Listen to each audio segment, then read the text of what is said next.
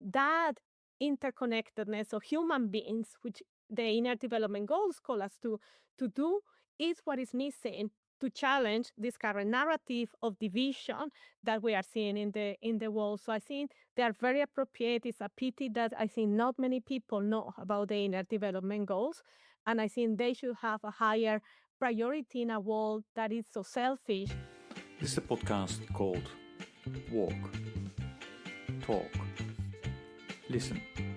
An attempt to connect people and make this world a bit better by sharing opinions and experiences based on the belief that everyone's perspective is true, albeit partial. My name is Maurice and I would like to welcome you to yet another episode of Walk, Talk, Listen.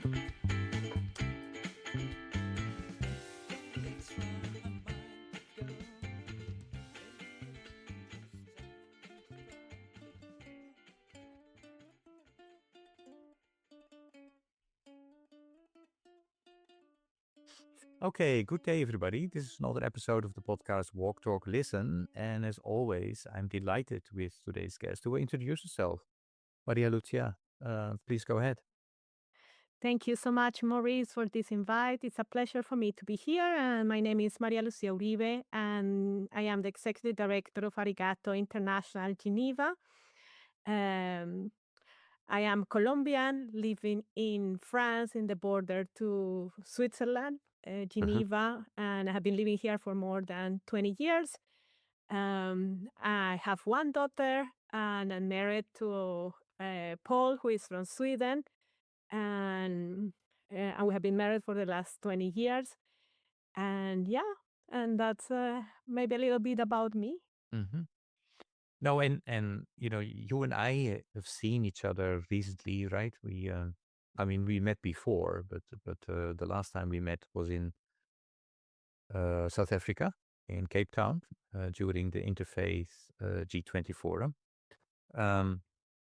which seems like ages ago, but it is not that long ago. I think it's a month now or so. And you've been doing a lot, actually, and we would like to go into that because I think the work that you do at Arigatou is really important. And most recently you came up with a couple of campaigns. I have some questions to you about it.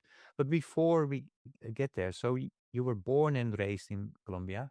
What I understood is you were born and raised Catholic, right? Close to in a girls' school with a lot of nuns around. And yeah, you were actually planning to become a nun, right? Tell a bit about that.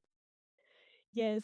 Well, I was born in a city called Ibagué, which is in the Andean region in Uh-huh. Colombia, not so far from Bogota, maybe 250 kilometers from Uh-huh. Bogota. And not so small city. I mean, it is, Ibagué is around 450,000, Oh, okay. 450,000 inhabitants, of similar to Geneva and the canton of Geneva. Um, but relatively small compared to other cities in Colombia. And yes, I studied in a Catholic school only with women. And from the very early years, I had this inclination to the life of the nuns, and I had always very good relationship with the nuns. And so when I was maybe 11, 12, 13, they they kind of started to groom me to become a nun. So I was invited on the Sundays to play basketball with them, to eat with them. I had access more to their life, and I think they really thought that was what I wanted to become. I did a lot of activities in the school that were part of the life of the nuns. And my father was always very proud, thinking I would become a nun, because in Colombia, I think for many years, if you had a son or a daughter who was a lawyer, a priest or nun or a doctor, that was kind of the realization of the parents. And so yes, and I think that experience for me really shaped the way I see the world, being not only studying a Catholic school, but being very close to the way of living of the nuns, the simplicity, the call to service, the solidarity, and I think the sense of justice that I think is very much embedded in who I am and the things I believe. I think have been very much shaped by that engagement in my upbringing, in my education, but I think on this very close relationship that I had with several of the nuns in the school. Mm. And if I recall, well, you have one brother and two sisters. Is that correct? Yes. So your sisters, were they also into the nun, life of the No, nuns? none of them. I'm the Okay. youngest, Yeah. and so no, I think I was the only one. And I also have to say that I think a lot of this, even if my father was the one like would cheer more for me becoming a nun, I think my mother played a big role. My mom, I always tell this story. In my house, we'll never waste any food. My mother, whatever was left over, my mother would collect it to give it to poor people, to the person working outside, to anyone that didn't have food. And for my mom, there was always this sense that if we have some privileges and we were given, we have to give. And I think that sense of co-responsibility and solidarity with others, I think were very much my mom. And I think that kind of made me incline towards that life of the nuns because it was already in me from the upbringing. But I mean, at home, we always did some things to help others and so on. But from my siblings, none of them were through that path. So it was me that was more into this more spiritual aspect of life. Okay. But you did not become a nun, No. right? So what happened? Well, the war happened. And mm, no, I think I saw that while it was interesting, I also have a more free spirit. I want to see the world. I want to travel. I had a different way of also seeing the world. So while I was very much inclined to the service and helping others, I also realized that I could do that without necessarily becoming a nun. So I started also other activities. I got involved more in, summer camps where I did kind of the same type of service and started to develop more my leadership skills. And I think my mind also opened up to other possibilities. So while I think I kept that kind of a dream with me, I put it on a pause because I still wanted to go to university. I still wanted to do other things, and then I just continued that path.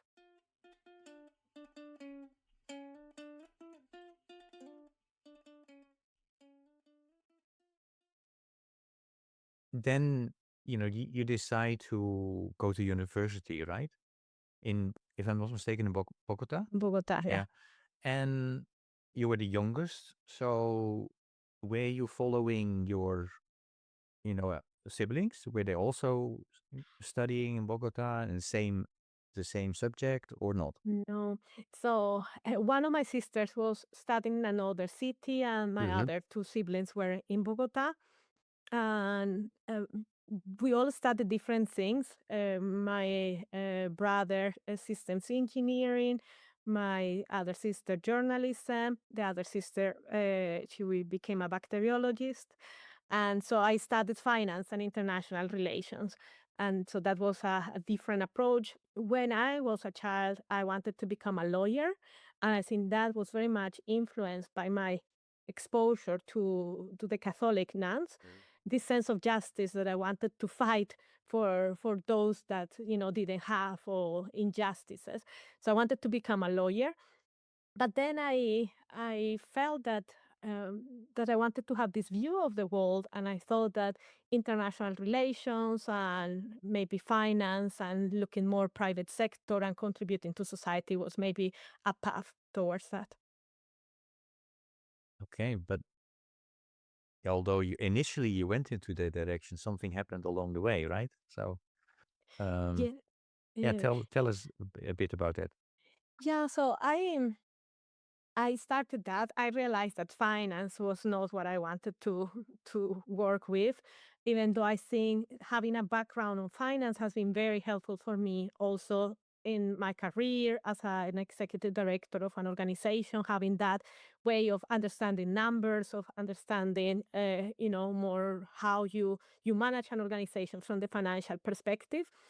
So I'm grateful to that, but I soon, very soon in my education, I realized that finance was not my path, that I was more inclined towards more the human resources aspect, more towards social science. I was more into political science, understanding conflicts, dynamics, and that was where I was more passionate about. And during my time at university, I joined an organization for leadership development, where I spent almost 7 years of my life. And in this organization, was run by young people really doing things to change the world was kind of the motto, promoting intercultural learning, intercultural collaboration.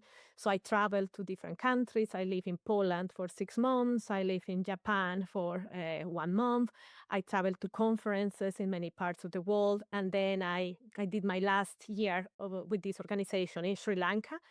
And in there, I was working more on human resources, on learning, and my role was really to develop learning programs for the members of the organization to develop their leadership skills, but also develop um, skills that will make them more employable.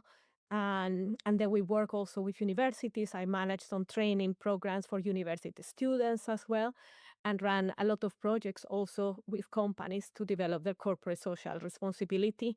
So soon my path started to become more around social issues, but utilizing what I had learned also in my studies, which was more management skills and financial aspects, but more centered into addressing social issues, youth empowerment, developing leadership skills, and so on. No, yeah, fascinating. You mentioned your interest in conflict. The, where do you think that comes from? Is that because when you grew up, Colombia, there were a lot of well, I think you grew up with a lot of surrounded by a lot of violence in your country, right? Is that maybe the reason, or where did it come from? Mm, yes, I do. I do think that we, as Colombians, we're very much influenced by 40 plus year of a conflict, internal conflict. And even though my family was not directly affected by kidnappings or issues surrounding the armed conflict directly. Of course, everyone in Colombia have a family member, someone that had been affected by the conflict in one way or another. And I think the polarization in Colombia is very hard, and the fact that you grow up in a from all your life hearing about the other in the news, bombings and killings, and the government reacting, a guerrilla group that is your enemy, not being able to travel on the roads if you wanted to travel by car because you have to be careful that you don't get kidnapped, that there is not a bombing, uh, you know, all this, and of course that permeates the violence in the day-to-day life in society. So crime in Colombia is also high because we have a lot of inequalities and we have a lot of injustices. We have issues of the distribution of the land and so on, that makes it a very unequal country. So I do think that a lot of what permeates my view of the world is very much shaped by how we see Colombia. And but I would say that, I mean, for each Colombian, of course, it's different. But for me, because of my upbringing, this sense of justice, for me, the narrative that we had in Colombia, the mainstream narrative that we had an enemy, that the guerrillas were killing us and so on, never fit into what I really believe. Because, and I think that's why I later studied peace and conflict transformation, helped me understand what are the root causes of the conflict. That is not really what we hear in the news, it's not really what we are fed in the interactions with people and the government, but it's really that really there are structural causes that lead to what we see in the country. And I would say that my experience in Sri Lanka was along those lines, because Sri Lanka also had a conflict for 25 plus years. And when I lived in Sri Lanka, I could really see how the conflict have, in a way, influenced the way the country is run, the way religion also interact with politics and so on. And that curiosity that I had of trying to understand and then making a parallel between my country and what I saw in the society there was also very, very interesting. When I think one of the aspects in my stay in Sri Lanka, I was in Sri Lanka when the tsunami happened. And for me, this was maybe one of the most important life-changing experiences I had had. I was not directly affected by the tsunami. I was in Colombo when it happened, and but 75% of the coast in Sri Lanka was destroyed, and many of the people, I live in a house with 10 people, and from these 10 people, 8 of them were non-Sri Lankans. Many of them left the country, some were in the affected areas, and we quickly started to collect clothes to with the Sri Lankans, with the local people, water. There was a lot of panic, a lot of chaos, because the government didn't respond very quickly, and so the whole response was a little bit paralyzed in the country. I think the dimension of the tragedy was too much for the response capacity that the country had, and and so we went to a TV station where they were collecting the things. We didn't know what to do. And then we were asked to get in if we wanted to go and deliver. So we got into a lorry and we had to sign documents saying that it was under our own responsibility. I went with other 3 friends, and the devastation, the suffering, we went to a hospital and a temple. And I mean, I just had tears in my eyes by going through the roads and seeing, the magnitude of this disaster. And I think one thing that was very powerful for me in this experience, Maurice, was when we came to the temple, and the temple was in a mountain, so they managed to get a lot of people because it didn't get affected. So we came to deliver medicines and food and so on. So when we came, we started to take the things out. Everyone at that moment, everyone was helping, and we created like a chain, a human chain, where we're all passing to be able to get the food up to where the temple was. And I realized in this moment, through all that we went through, and there were other activities we did, the power of empathy.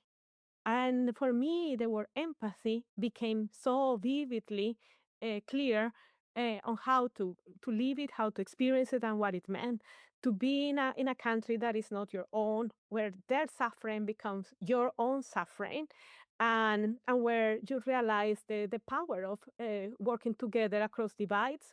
Because I think in there you realize everyone, independent of their own religion and ethnicity, was helping each other to be able to save each other.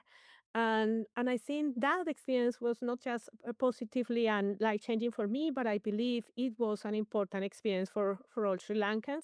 I mean, on the negative side, of course, but also on the positive side, on coming together in the midst of so much going on in the country at that time to try to address the issues that were of common interest for everyone.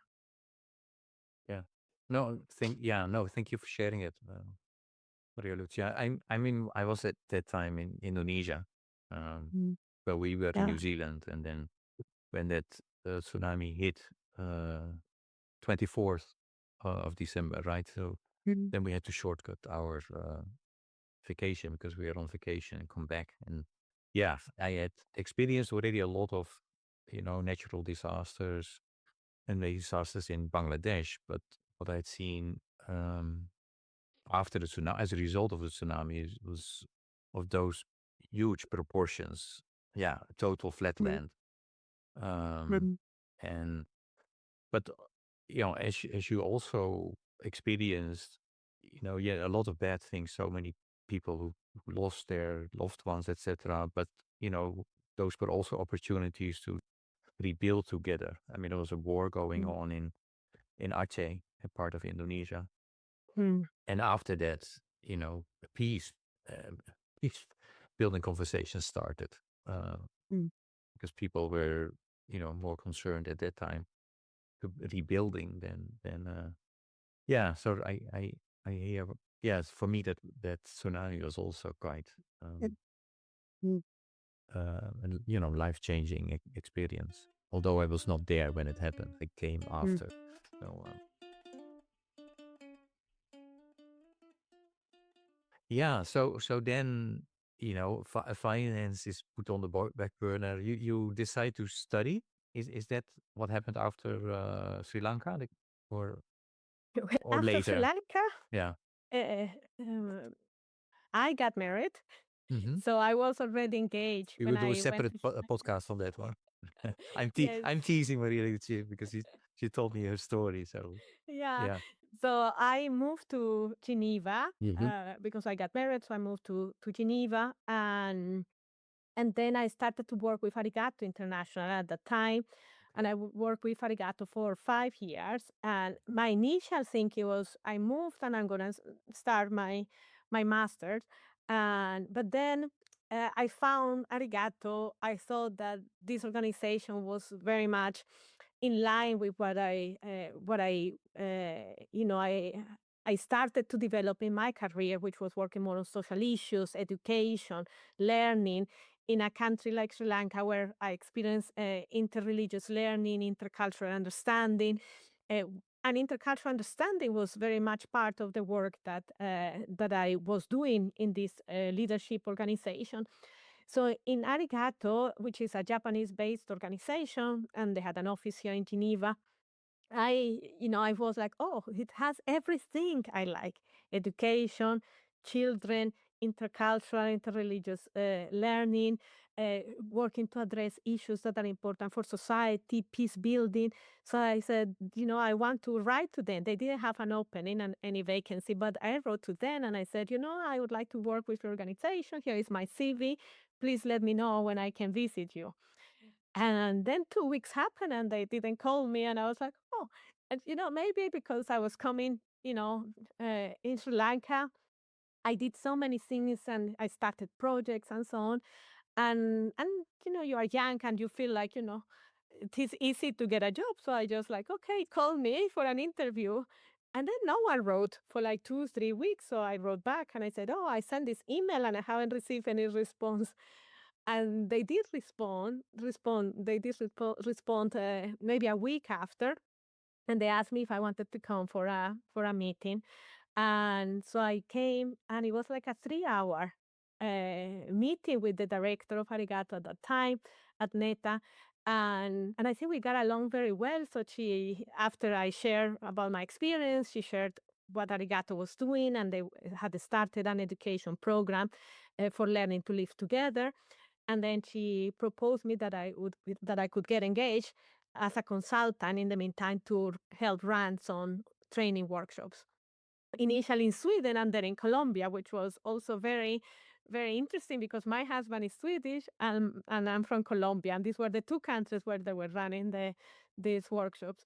So this is how I started, but and then I postponed my idea of doing my master's, and it was only after 5 years that I then went to study peace and conflict transformation at Basel University, and with a new program that was created accredited by Basel University, but ran in a program developed with Johan Galton, who was the founder of Peace Studies, Professor Johan Galton from Norway, and who then became also a mentor for me. And that I did my thesis. He was my supervisor of my thesis about Colombia.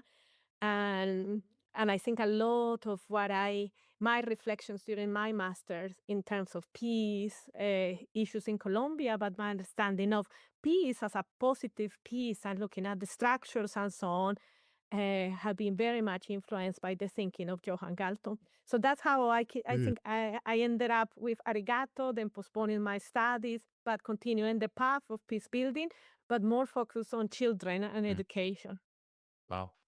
Um, but then a question, because you did mention that Arigato is interfaith, interreligious, but you came from this Catholic upbringing, and then you start working for a Buddhist organization, right? Because that's what Arigato is at the end of the day. So how? Yeah, you never Mm. ask yourself a question: should I go to a Buddhist organization or? Yeah, so I mean, Arigato is a Buddhist inspired organization. So the principles that guide the organization are Buddhist, but we don't have Buddhist people running the organization on the day to day basis. So our president, Reverend Keishi Miyamoto, is the spiritual leader of Myochikai, that is the founding organization that gave birth to Arigato International. But Arigato International, from the beginning, have been conceived also as an organization that works for the rights and well-being of children through interfaith and intercultural collaboration. And I think that what was attractive for me, Maurice, that coming from maybe a religious background, I consider myself a religious person, and having lived in Sri Lanka, where I learned a lot about Buddhism, Hinduism, because of the clashes as well. But also, I lived with a Jewish person while I was in Sri Lanka, and I learned about the interaction from different religions. I thought this was just perfect for me, where I could, in a way, combine my kind of spiritual understanding of things and my faith, but also not just working in the religious setting. And I think very much a continuation of what from the beginning of when I was a child, I wanted to become a nun because I thought that religion was such a conduit for goodness in the world.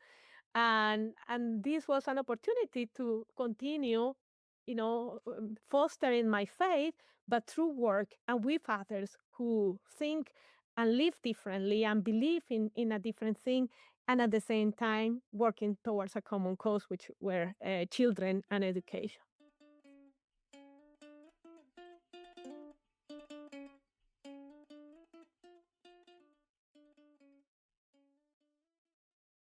Yeah, no, thanks, Lucia. So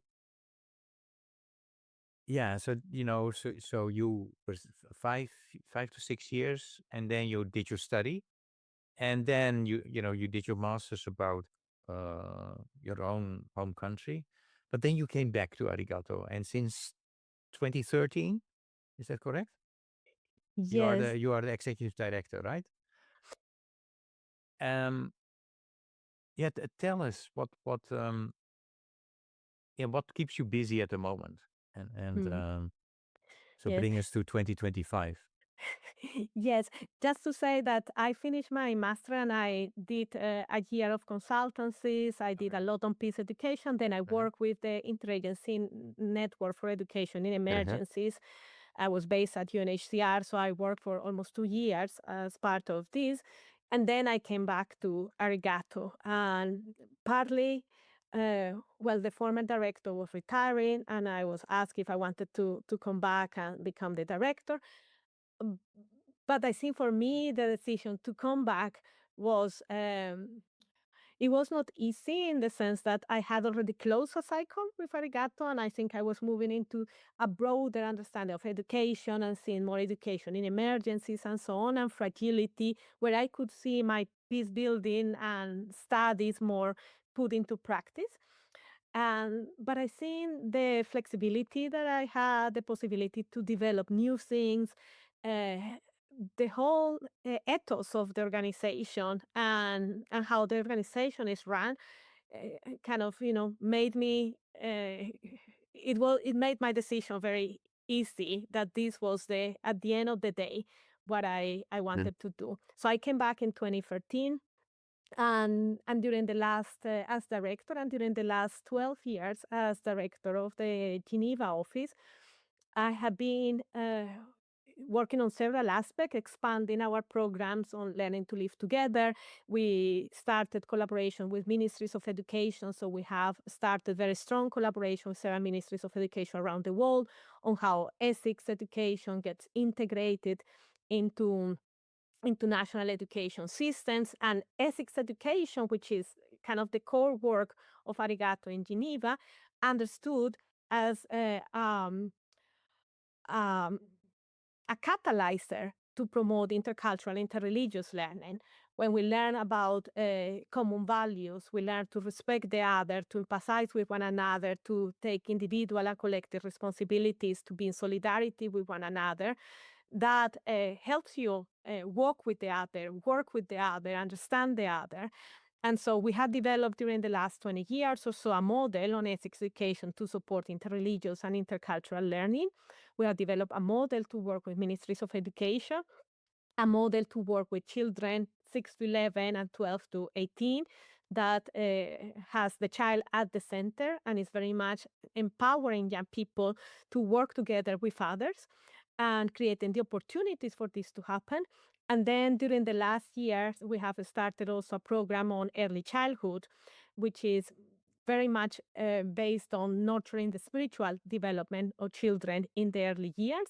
So looking at the continuum of life from the very early years, the work of parents, caregivers, the religious communities, then the middle childhood in the primary education, then the teenage years, the secondary aspect, and then all the continuum and the whole ecosystem of the child, because we work with parents, caregivers, educators, religious communities, policymakers, ministries of education, all that can influence this upbringing of the child, and particularly the education in both formal and non-formal. This is from the side of the Geneva office. And a lot also we do here in Geneva is the advocacy piece with the human rights mechanisms, with the Committee on the Rights of the Child, with the permanent missions, all with this idea on how we create an ecosystem of the child where the child can grow up safely, sound, and be empowered to, make positive contributions to the world with access to their own spiritual development, where the spiritual aspect of the child is not something that you put under the carpet, but is intrinsic in their holistic development and is part of their education. So that's where what I work, what I do. A lot of my time is divided between running the secretariat on all the ethics education aspects and also doing the advocacy work in Geneva, representing Arigato International as a whole with all these actors in the Geneva platforms.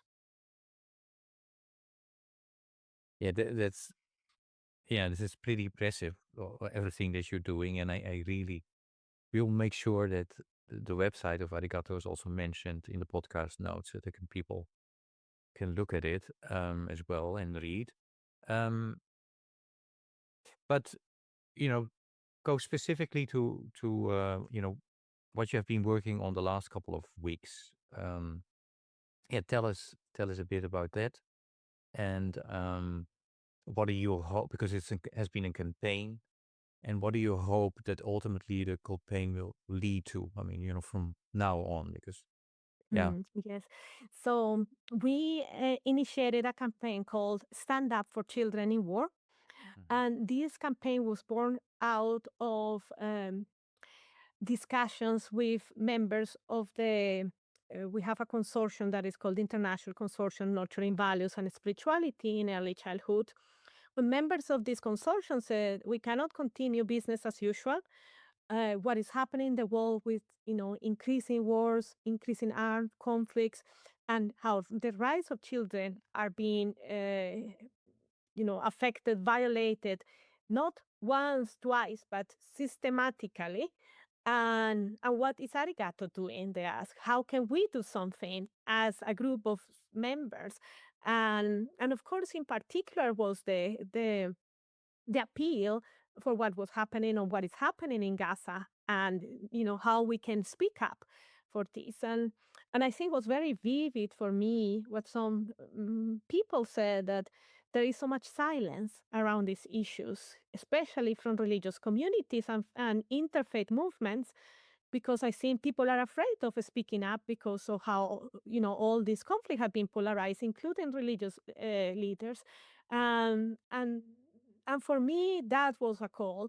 What kind of shook me, and I said, if anything, because we work on ethics, we have an ethical responsibility to stand up, to say enough is enough, to bring the voices of religious leaders as moral authorities, but also create solidarity, create, and I think one part of this, Maurice, which is a very important word, is consciousness.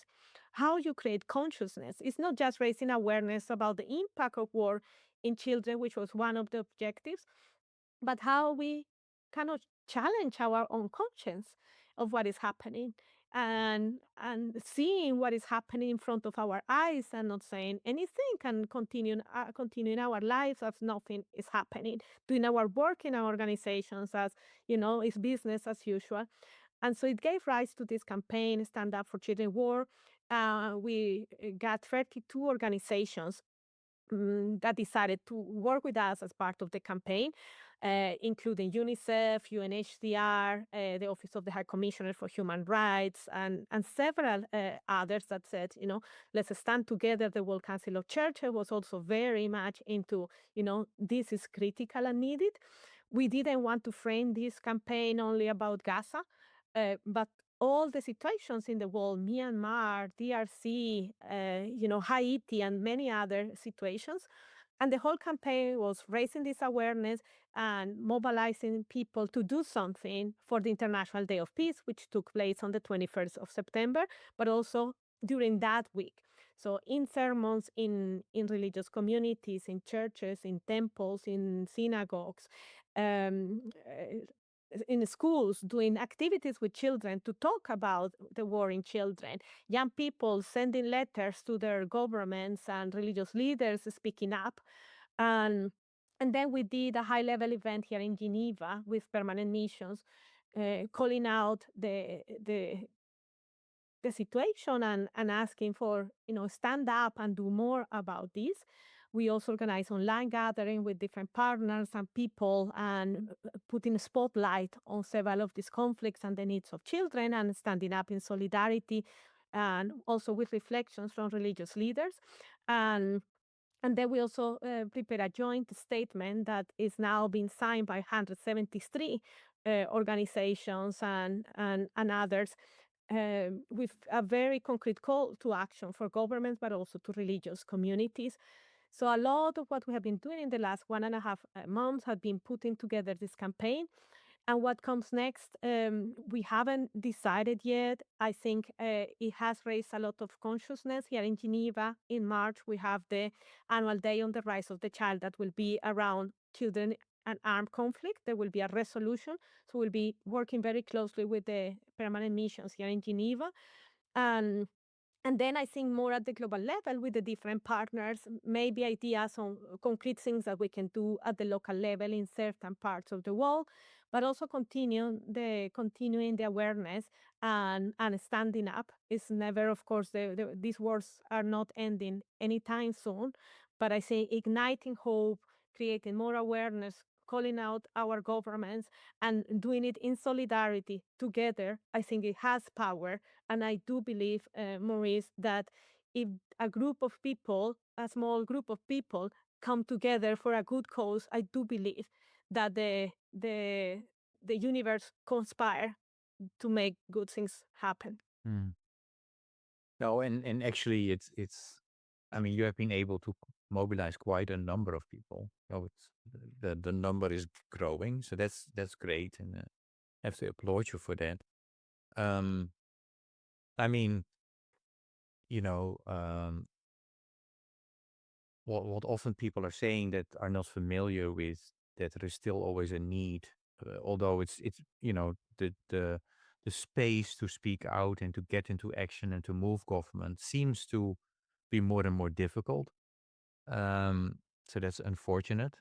But if you don't, you can't do nothing. I mean, you need to continue to use those type of pathways as well, and they have been developed. And again, I applaud you for that.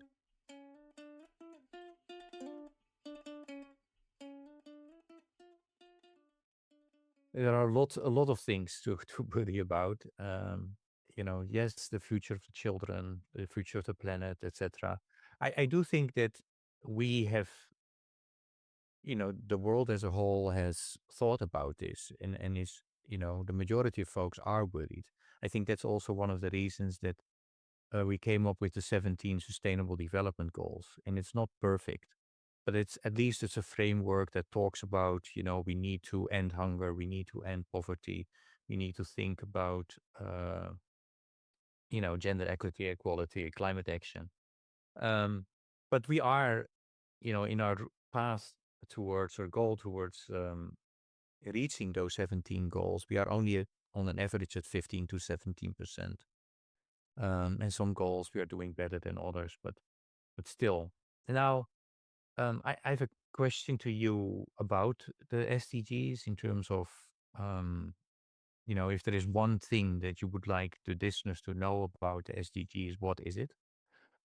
And then a related question with the SDGs is about the inner development goals, because a growing group of people around the world has said, or is saying that, one of the reasons that we are not reaching those goals is that we did not pay attention to the abilities and skills and knowledge that you need as an individual and as a community. So they came up with 5 inner development goals: being, thinking, relating, collaborating, and acting. And then 23 skills are under it, like empathy, something that you mentioned, critical thinking. Um, so the second part of the question is, have you heard about the inner development goals and do you have any thoughts around that? So 2 questions, one about the SDGs, if you lift up one thing, what is it? And the second, have you heard about the IDGs and what do you think? Yes. I think for the SDGs, I mean, it's a common vision of how we want the future to look like. And in a recent future, no, it was a 15-year process. And as you said, we are not there. We are not nearly, you know, uh, half of what we wanted to achieve. And I think what is more critical, Maurice, is that with the current funding cuts, I don't think we will be able to achieve these SDGs. And I think the question is, I think one critical aspect, as we always say when working with SDGs, is leave no one behind. This was kind of the motto also with the SDGs, leave no one behind.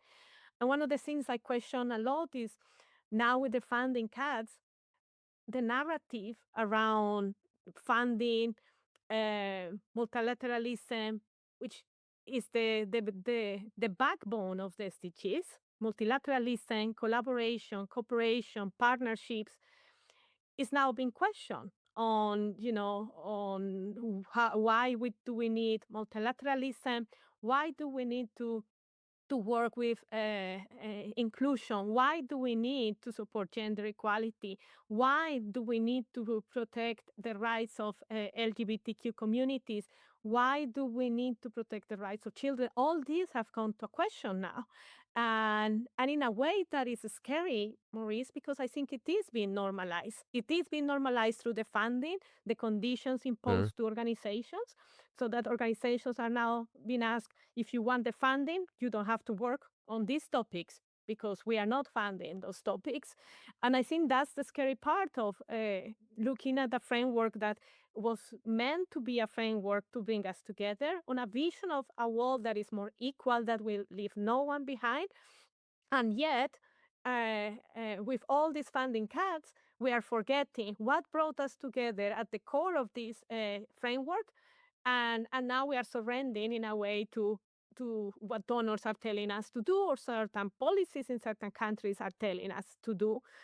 So my message is, let's go back to what actually brought us together, leaving no one behind, and come together in solidarity to work and find different ways, innovative approaches to continue working for that, and not because the SDGs were never meant to be independent from each other. They're meant to be in synergy with each other. If one thing doesn't work, it will have an impact on other goals.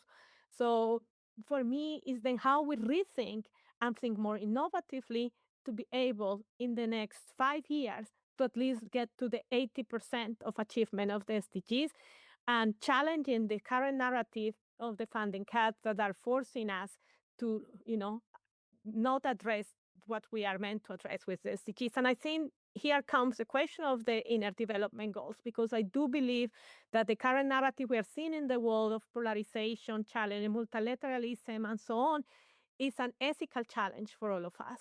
We are being told to do things and are acting in ways that are, for me, not ethical.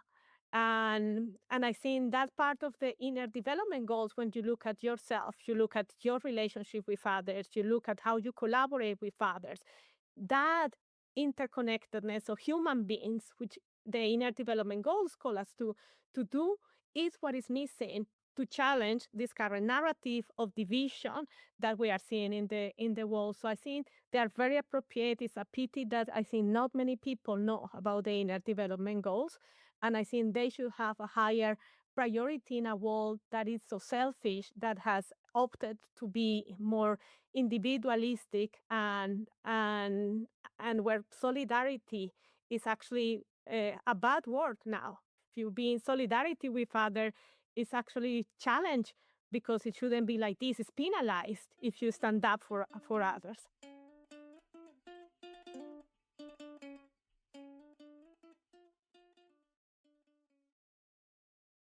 No, thanks for that, Maria Lucia.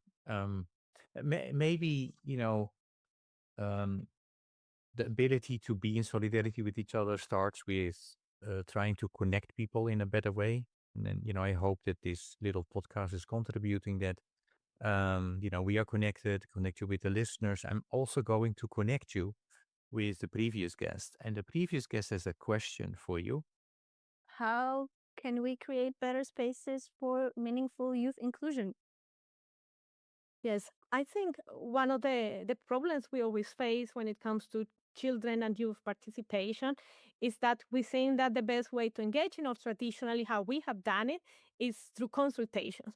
So we organize a consultation, we ask them things, and then fine, and then we, check the list that they were included. And inclusion is much more than that. It's not just to ask them. Inclusion starts with them setting up the agenda before the consultation takes place. It starts with their recommendations being taken into account and being put into action and practice with them, not by others, but with them. And I do think that requires that we broaden the table. I think the table is always very restrictive. The table is only for those who have power. And traditionally, young people have been the ones without power, children, young people. And when we talk about inclusion, we talk about this kind of consultation. And I think the strategy to improve this inclusion is broadening the table and making them not just a guest at the table, but a central part of what is discussed at the table. Your question for the next guest. My question would be, and because I'm working on ethics, is how would you, from the personal level and in your organization, help create a more ethical world, particularly given the current narratives of exclusion, division, and polarization that we are facing today? Looking forward to the answer of the next guest. Yeah, music is very important to me, so I always ask a question about music as well. Considered to be the most difficult question by many. But Maria Lucia, if I ask you to come up with a piece of music or a song that best embodies, for the big part, who you are, what you are about, Which song or piece of music would that be and why? Yes, I think it would be a Spanish song.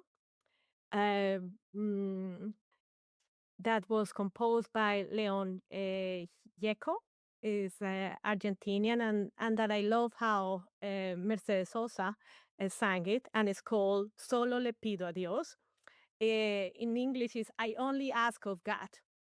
And I can sing a little bit of Spanish, and it says, Solo le pido a Dios que la guerra no me sea indiferente.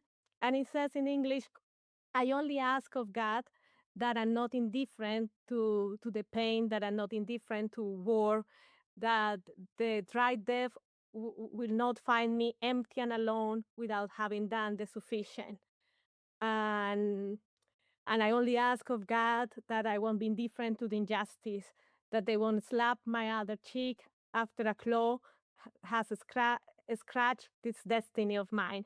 It's very poetic, but it's very much of what I believe. And I think that what I stand for is this sense of justice. And if anything, and I think related to this campaign that we start, that I think I ask of God, not just of me, that I think everyone doesn't become indifferent to the world, the wars in the world, indifferent to the suffering of other, indifferent to what we are seeing on the day to day. And so I think that's my Mm, mm, one of my favorite songs, but a mm. song that I think speaks a lot of where I am in this moment in my life. Wow. After you, on the basis of what you just sang to me, I don't know the song. I will definitely um, search for it, and it will be added to a playlist that we put on Spotify. If you search on Spotify for hashtag Walk Talk Listen, you see all the songs that have been selected by my guest, and looking forward to listening to this one, Maria Lucia. Um, you know, time flies always when we have these conversations. Yeah, maybe before I thank you for today's conversation, any question that I did not ask you yet, but I should have asked you? That you should have asked me. Mm, Maybe there was a question that I like about Mhm. children, youth, and spirituality. Oh yes, yeah. I think that was. So this is a result of a really as I mentioned to you, often before we started the recording, is that this is a spin-off of a 100-mile walk that I started to do in 2012, and then after mile 15 my knees start to hurt, and you ask yourself, right, why am I doing this? And then you talk. If I'm walking with somebody, we talk about the purpose of life, and you talk about religion, spirituality, and then very often, which intrigues me, is indeed the youth, changing. Yes, church attendance, at least in some parts of the world, it's going down. In others, maybe not. So, what do you see happening in your work, in your environment, around youth and spirituality and religion? Yes, well, I think here in Europe, and I think we are seeing a decline on, attendance of religious services and this from the side of young people. But I think we are also seeing a longing for connectedness. And I think after the pandemic, I think not just in Europe, but many parts of the world is longing to, feel that we are part of something, feel the other, of not being alone because we were confined. And and I think that we are seeing a lot. I have a 10-year-old daughter, and then she told me last time, you know, I almost don't believe in God, she said. And and I was like with my big eyes because I do a lot of interfaith visits with her, and we don't go too often to church because it's far. It takes all our Sunday, and but sometimes we listen. We do it online, and So a lot, of course, is she knows that I work a lot with religious communities and so on. So I was very surprised and I asked her why. Then she said, "Oh, I find those stories very boring about the Bible, about the Hindu, because we also have a lot of books where we read about Hindu gods, about Buddhism, and so on. I find them very boring, and I don't really like this." So I started to talk to her, and I said, "But maybe God is is not found necessarily in those places or in those stories, but God is already in your heart, and that is what you need to work to discover on how you listen to that is in your heart and is ready." And then she kind of smiled and said, "Oh, maybe," and our conversation kind of drifted to something else. But that, I think, is very much what we see in young people today. They want to feel this connection to something that goes beyond themselves. But I think the way religion has traditionally developed is slower to how the society develops. So, they are not responding to the needs of young people. They are not responding to what young people are asking of the world today. And then that becomes, like two different worlds. And so when it comes to spirituality, I wish religious communities would integrate more spiritual questioning and spiritual nurturing in their communities so that they respond to the needs of young people, and young people can really develop their sense of spirituality through other aspects of life. But I think religious communities are a very important and foundational aspect how one can develop spirituality. No, thanks for that. So I was actually going back thinking while I was listening to you in a remark that you made earlier in a conversation in terms of, you know, interfaith. I think it was interfaith word that you used is part of the holistic, approach, and um, why it stuck into my head was when you say this, that religion, because basically you're saying religion, if you work on these issues with children and youth, religion, spirituality needs to be part of it. That's part of the holistic approach. Don't you get a pushback in at least certain parts of the world when you say that? Hmm. Yeah, so we also have a differentiation between religion and spirituality. Sure. Yeah. So we don't think that that you need to be religious to be spiritual. Uh-huh. People who do not have a religion and a religious understanding of their beliefs and so on can also be spiritual. So we see more spirituality as a framework in a way that helps children be grounded in themselves, in their Uh, sense of self, that gives a sense of belonging and lifts them up in the sense of purpose and meaning, and that it happens through a connection of different relationship with oneself, with others, with nature, and with that they consider as God or something that is transcendent and so on. So that multi relations help them to be grounded and lift them up in their sense of purpose and meaning. But what we think is that religious communities play an important role because 84% of the population in the world adhere to a religion. And we know that in many parts of the world, religious communities influence parenting, influence ways of thinking and ways of life. So their role are critical in ensuring that spirituality that is nurturing children is an inclusive spirituality, is a spirituality that speaks to the other who is different. It's a spirituality that helps them grow and gives them this sense of purpose. And it's not just in a sense of the moral think of right and wrong, and this is what it is, and there is no space for the ethical thinking, the critical curiosity, the conscientization, and so on. okay. No, thank you so much for that. Um, yeah, I would like to thank you for your willingness to talk with me today, Maria Lucia. And yeah, thank you for who you are and everything you do. And yeah, keep that going. Thanks so much.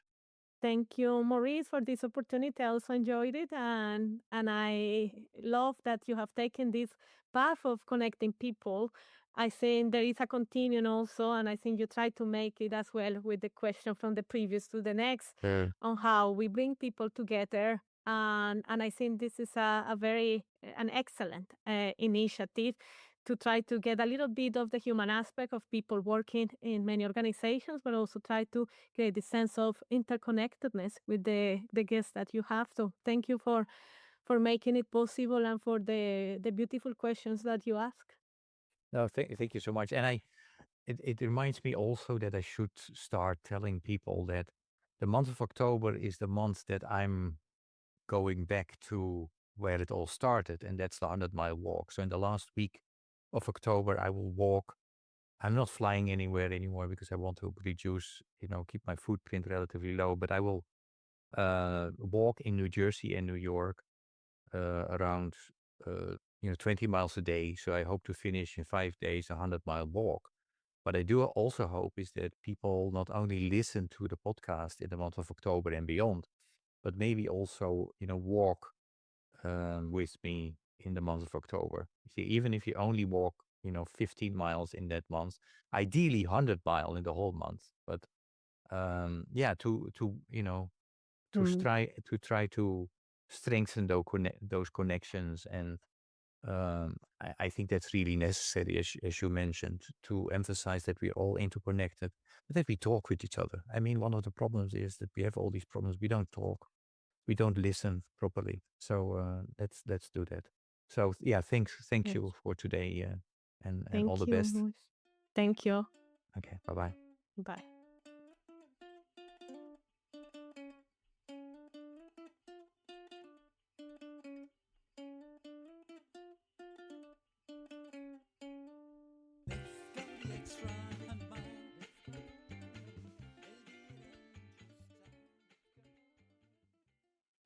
Thank you for listening to Walk, Talk, Listen. Please check us out on 100mile.org or follow us on Facebook or Instagram.